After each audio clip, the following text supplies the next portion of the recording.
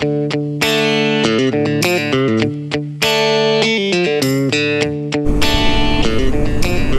একটা নতুন ভিডিও, সবাইকে স্বাগত। অনেক দিন পর আবার মোটো ব্লগিংয়ের জন্য বেরোলাম। তো আমাদের বেরোতে অনেক লেট হয়ে গেল, এখন বাজে 10:32। এখন আমরা আছি চেকপোস্ট, শালুগাড়া চেকপোস্ট। আমরা আজকে যাব তারেভি। অনেক সকালে বেরোনোর কথা ছিল, কিন্তু যা হয় নতুন নতুন ভিডিও বানালে তো লেটই হয়ে গেল। তারপরে একটা বাড়ির থেকে বেরোনোর পর রেলগেট পড়ছিল, সেখানে একটা জ্যাম ছিল, সেখানে আধা ঘন্টার মতো সময় গেল। ফাইনালি এখন আমরা শালুগাড়া, মানে শালুগাড়া পার হয়নি, মনে হয় শালুগাড়াটা পার হওয়ার পর একটু জ্যামটা কম হবে। ফাইনালি শালুগাড়া জ্যাম পার করে আমরা এখন বেঙ্গল সাফারির দিকে। অনেকটা সময় লেট হয়ে গেল, তো এই রাস্তাটা একটু ফাঁকা আছে, তো যতটা পারা যায় একটু টেনে চালানো যাক। ডান দিকে দেখো জ্যাম কেমন পড়ছে, এই শালুগাড়ার জন্য। আসলে নতুন রাস্তার কাজ হচ্ছে, ফ্লাইওভারের কাজ হচ্ছে, যার ফলে এই জ্যামগুলো দেখা যায়। আমাদের এই গাড়ির বয়স হয়ে গেছে 8 মাস, তাতে চলছে মাত্র 3547। মানে আমরা চালানোর সময়ই পাই না, চালানোই হয় না। আর আমরাও অনেক সকালেই বেরোনোর পরে আমাদেরও ব্রেকফাস্ট করা হয়নি, তো ভাবছিলাম যে ব্রেকফাস্টটা বাইরে কোথাও করবো। তো বাইরে কোথাও বলতে এখন প্রচণ্ড খিদে পেয়ে গেছে, প্রায় 11:15 বাজতে চললো। দেখি সেবকের আগে কোনো একটা জায়গায় ব্রেকফাস্ট করবো। তারা গ্রুপ মিলে রাইড করছে, বেশ ভালো। আমাদের আর গ্রুপ মিলে রাইড করা হয়নি কোনো দিন, জানি না কবে হবে। অ্যাকচুয়ালি গ্রুপ মিলে রাইড করতে গেলে আমাদের সময় হয় না।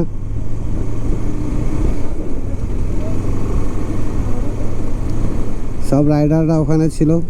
এখন চলে আসলাম আমরা গৌতম হোটেলের পাশে, কিন্তু মনে হচ্ছে খুব ভিড় হবে। আমরা এখানে ব্রেকফাস্টটা করে বেরিয়ে যাবো ভাবছি। হ্যাঁ, কোথায় করবা ব্রেকফাস্ট? এখানে করবা? এখানে করবা ব্রেকফাস্ট? আমরা এখন ব্রেকফাস্ট করে আবার রওনা দিলাম। এরপর থেকে শুরু হবে একদিকে পাহাড়, একদিকে তিস্তা নদী। আর এই ডান দিকের লাইনটা চলে গেল ডুয়ার্সে। এই রাস্তাটা ভিড় হওয়ার কারণ ডুয়ার্সের যে গাড়িগুলো আছে সব এই পাশ দিয়ে আসে। আমরা যখন সেবক করোনেশন ব্রিজটা পার করব, তারপর থেকে একটু ভিড়টা কম হবে, মানে গাড়ির জ্যামটা একটু কম হবে। কারণ ঠিক ওই পাশে যে রাস্তাটা আছে ওটা ডুয়ার্স থেকে আসছে, মানে ডুয়ার্সের বেশিরভাগ গাড়ি এই পাশ দিয়েই আসে। এখন আবার গাজলডোবার ব্রিজ বন্ধ, সুতরাং ডুয়ার্সের সব গাড়ি এই পাশ দিয়ে আসে। এই ডান দিকেরটা হচ্ছে শিব মন্দির, আর ঠিক এই সোজাসুজিটা হচ্ছে শিবকেশ্বরী কালীবাড়ি। খুব জাগ্রত একটা মন্দির, এখান থেকে সবাই পূজার জিনিসপত্র নিয়ে উপরে পুজো দেয়। এখানেও আবার জ্যাম। এই সোজা হচ্ছে সেই করোনেশন ব্রিজ। ডান দিকে চলে গেল ডুয়ার্স, করোনেশন ব্রিজের উপর দিয়ে, আর আমরা সোজা চলে যাবো তিস্তা বাজার। তো লম্বা জ্যাম হওয়ার কারণটা যে কি, সামনে যে ডান দিকে যে ড্যামটা দেখা যাচ্ছে এটা হচ্ছে কালীছড়া ড্যাম। আর রাস্তার এই অবস্থার কারণ হচ্ছে সিকিমে যে বন্যা হয়েছিল, সেই বন্যার সময় এই সব রাস্তা ভেঙে গেছিলো, সেগুলোরই কাজ হচ্ছে।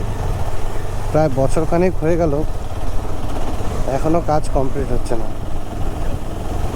আর ওই রাস্তাগুলো যেখানে ভাঙছে সেখানে সিঙ্গেল গাড়ি পার হচ্ছে, যার পরে উল্টো দিক থেকে জ্যাম হয়ে যাচ্ছে। আর বর্তমানে সিকিম যাওয়ার মেন রাস্তাই হচ্ছে এটা, এই একটাই রাস্তা। আর একটা আছে যেটা কালিম্পং হয়ে যায়, কিন্তু ওই রাস্তাটা অনেক ঘোরা হয়। আর নতুন যে বাগড়াকোটের রাস্তাটা তৈরি হচ্ছে, ওই রাস্তাটা হলে এই রাস্তার উপরে একটু প্রেশারটাও কম পড়বে। এই যে উপরে তোমরা যে একটা ব্রিজ দেখতে পাচ্ছ, এটা কিন্তু রেলের ব্রিজ। মেনলি এখনো 29 কিলোমিটার। আমরা এখন আছি কালীছড়া বাজারে। আমরা এখন আছি সেতিছড়া, এটা হচ্ছে সেতিছড়া ব্রিজ।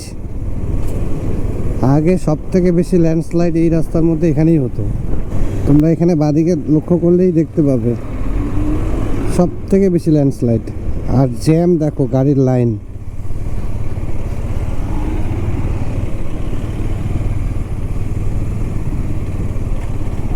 জানি না গোপ্রো তো এত দূর পর্যন্ত দেখা যাবে কিনা, তো অনেক লম্বা লাইন।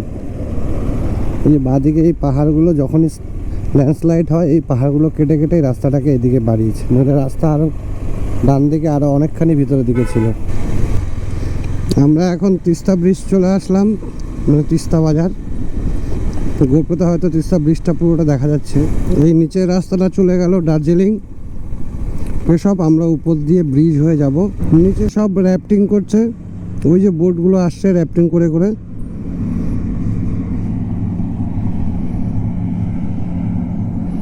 আমরা এতক্ষণ তিস্তার বাঁদিকে ছিলাম, এখন আমরা চলে আসলাম তিস্তার ডান দিকে। ওই যে নিচে সব র্যাফটিং করছে, ডান দিকে কালিম্পং, লাভা, লোলেগাঁও, আমরা নিচে গ্যাংটকের দিকে যাচ্ছি।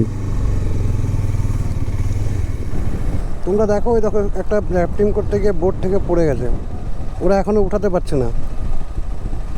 এটাকে বলে মল্লি বাজার। মল্লি বাজার থেকে আমরা ডান দিকে উপরে উঠে যাব।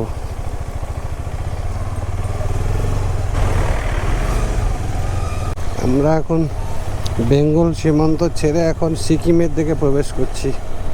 Welcome to Sikkim. আমরা এখন সিকিমে প্রবেশ করছি। আমরা যাব বাদিকে হয়ে ডান দিকে। আমরা সিকিমে এন্ট্রি করলাম। दाजू तारे बीर को बाटो कुन चाहिँ कति टाढो छ? 30 কিলোমিটার বলছে, এখান থেকে আরো 30 কিলোমিটার। ক্যামেরাটা অফ ছিল বলে তোমাদেরকে দেখাতে পারলাম না। রাস্তার অবস্থা দেখো, পিছনে দেখো আর সামনে দেখো, গাড়ি আটকে যাচ্ছে।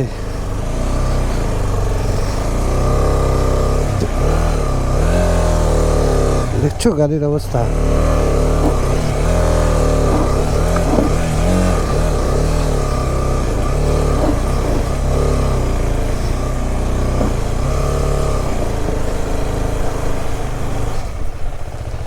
উঠো, উপরে বসে যাও, দরকার নেই, হয়ে গেছে রাস্তা, ঠিক আছে। এখন রাস্তার কাজ হচ্ছে, মানে পড়তে পড়তে পড়লাম না, প্রিয়াকে নামায় দিয়ে পরে একা উঠলাম। এতক্ষণ যে রাস্তাটা ছিল বেশ মানে খারাপ না, ভালো রাস্তাই। হঠাৎ এখানে আপ প্লাস এরকম ভাঙা রাস্তা। আমরা মনে হয় আমাদের ডেস্টিনেশনে খুব কাছাকাছি চলে আসছি।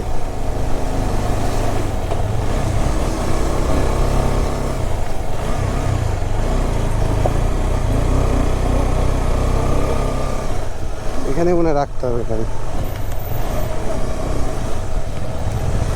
उधर पार्किंग सर, पार्किंग से कहाँ कौन हो? उधर ही, वो जो व्यू पॉइंट इधर से जाता है ना। Thank you. অবশেষে আমরা আমাদের ডেস্টিনেশনে চলে আসলাম। এটা হচ্ছে সেই তারাপীঠের টিকিট কাউন্টার। সত্যি কথা বলতে কি, যতই কষ্ট হোক, জায়গাটা কিন্তু একদম অসম।